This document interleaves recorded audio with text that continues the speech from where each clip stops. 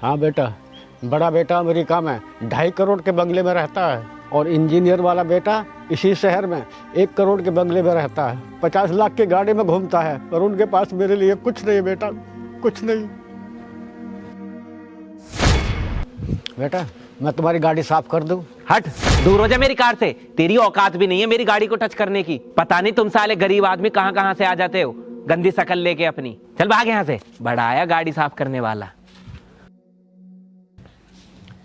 बेटा क्या मैं तुम्हारी गाड़ी साफ कर सकता हूँ? अरे नहीं अंकल जी, कोई ज़रूरत नहीं है। वैसे भी मैं बहुत लेट हो रहा हूँ, मैं चलता हूँ। बेटा सिर्फ 10 मिनट लगेंगे, तुम देखना तुम्हारी गाड़ी को बिल्कुल नई की तरह चमका दूंगा। बेटा सुबह से कुछ नहीं खाया, बस 10-20 रुपए दे देना इसके करने में। ऐसा करिए, ये कुछ पैसे रख लीजिए, फ़िलहाल मैं चलता हूँ। नहीं बेटा, मैं भीख के पैसे नहीं लेता, मैं मेहनत करके खाना चाहता हूँ। आपने सुबह से कुछ भी नहीं खाया है, इसलिए पैसे दे रहा हूँ, रख लीजिए। नहीं बेटा आप जाओ, मैं यहीं बैठ कर इंतजार कर रहा हूँ। आप नहीं तो कोई और आएगा, कोई तो होगा जिसे मेरी मेहनत की ज़रूरत पड़ेगी। आप जाइए।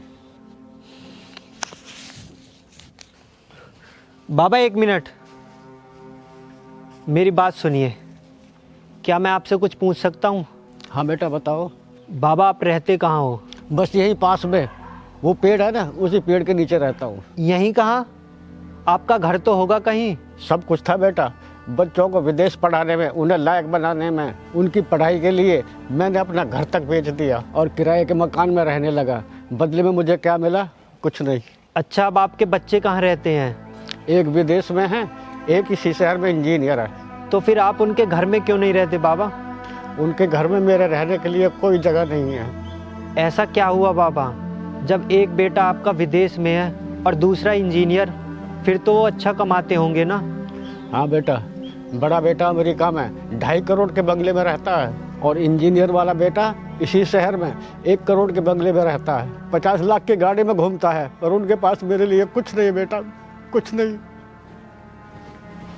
तो फिर बाबा आप अपने गुजारा भत्ता के लिए पुलिस से शिकायत क्यों नहीं करते? आपने अपना सब कुछ बेचकर उन्हें यहाँ तक पहुँचाया है, अब आपका भी तो हक बनता है। बेटा उनकी पढ़ाई और परवरिश के लिए जो कुछ भी किया था मैंने अपनी मर्जी से किया था। अब पुलिस में शिकायत करके उनसे मैं कुछ ले भी लूँ तो मैं उसका क्या करूँगा?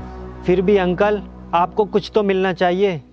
बेटा 2 रोटी खाने को तो मैं आज भी कमा लेता हूँ। पुलिस में शिकायत करके माँ बाप के लिए सम्मान नहीं ले सकता, ये बात मैं अच्छी तरह जानता हूँ। ठीक है अंकल, अब जब मैं इतनी देर रुकी गया हूँ तो आप मेरी गाड़ी साफ कर दीजिए।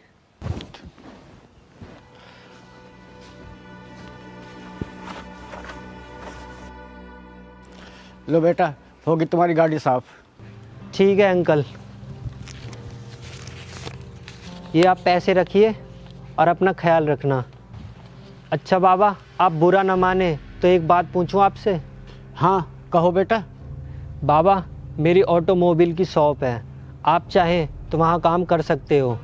बेटा तुम बहुत दयालु हो, पर बेटा मुझे दया की ज़रूरत नहीं है। अरे बाबा मैं आप पर कोई दया नहीं कर रहा हूँ, आप वहाँ काम करेंगे उसके आपको पैसे मिलेंगे, सिंपल सी बात है।